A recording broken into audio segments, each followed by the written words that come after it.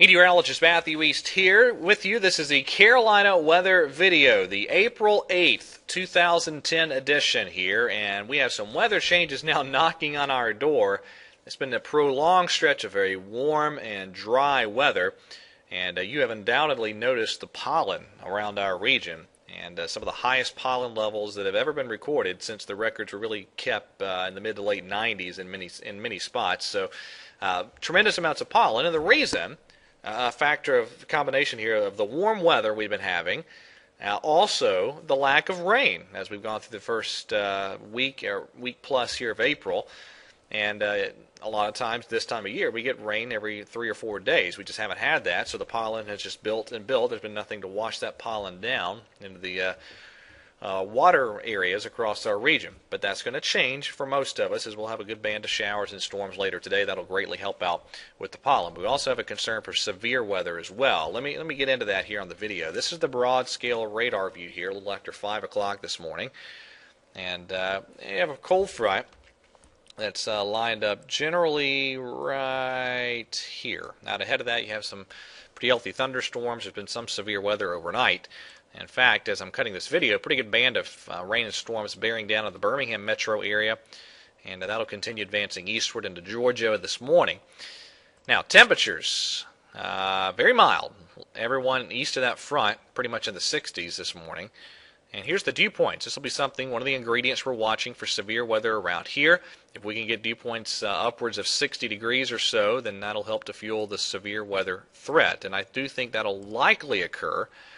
Pretty good southerly fetch here straight off the Gulf of Mexico up into our area, and that should be largely uninterrupted through the middle part of the day today. So probably we'll be able to get those 60-plus degree dew points into much of the Piedmont regions of North Carolina.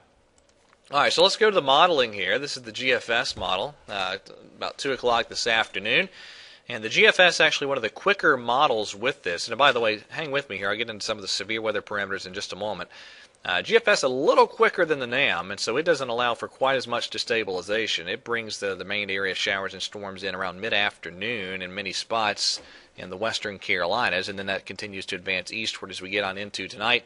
It might be a little quick, but I'm going to continue to highlight, say, mid-afternoon into this evening for the I-85 corridor as the main window of opportunity for showers and storms later on tonight, say I-95 and points eastward. Now, this is the day one convective outlook. Everyone pretty much in the Carolinas included in that broad slight risk area. And this is the wind probabilities, and the highest wind probabilities running from, say, GSP in Columbia up through Charlotte, Greensboro, Raleigh, and then on up toward our nation's capital or so, somewhere in that area. And probably wind is our biggest severe weather threat. Now, this is off of the NAM. Remember, the NAM is actually one of the more unstable models here due to the slower timing, a little bit more sunshine today. And this is, first of all, the CAPE, the convective available potential energy. That's the color shadings you see. The blue lines, that's helicity. Not a lot of helicity. So this is unlike where we had the tornado event back, a couple weeks ago, I guess about a week or so ago. Unlike when we had that occur, where we had tremendous amounts of helicity, this time around, not the case. So the tornado threat, while it's not zero, is much lower than with our last severe weather event. But enough instability that the severe weather is a possibility. This is another measure of instability here. This is called the lifted index, the color shading here. You want to see negative lifted indices to get severe weather, and we should have that this afternoon. And one more parameter. This is a composite parameter. This is a pretty reliable severe weather parameter. This is the Craven Significant Severe Weather Parameter. This combines some of the instability with some of the wind shear in the atmosphere.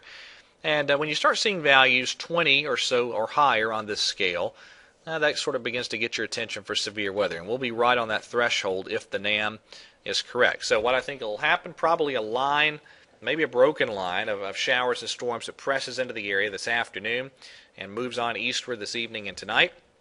I can't rule out an isolated tornado or two, and I can't rule out a little bit of hail, but probably our biggest severe weather threat will be damaging winds. From sort of a forced line of convection that moves on through the area. So it could be one of those deals where we have the Weather Service issuing severe thunderstorm warnings all up and down the line as it blows on through the area. I can envision that type of scenario unfolding. And of course, you want to keep it tuned right here to News 14 Carolina as we'll have you completely up to date as any severe weather rolls on through the region. All right, the other big story here is that we'll get into a much more typical April air mass. It'll be very refreshing. Tomorrow we'll see highs in the 60s with lots of sunshine, some 30s for lows in many spots here as we get on into Saturday morning. This is Saturday afternoon. Beautiful day, sunny, highs upper 60s to lower 70s, and then 70s everywhere with lots of sunshine on Sunday. And as we go through next week, let me go through a couple of panels. That's Monday. This is Tuesday. What we'll see happen is probably a backdoor cold front moves in here toward the middle part of next week. And so even though when you look at the upper air chart, pretty big ridge sets up again, those temperatures probably held at check due to some low-level cooler air trying to move in from the north and east. So we'll see how that unfolds next week. All right, that's it for today's edition of the Carolina Weather Video. Thanks for watching. Have a great day today, and God bless.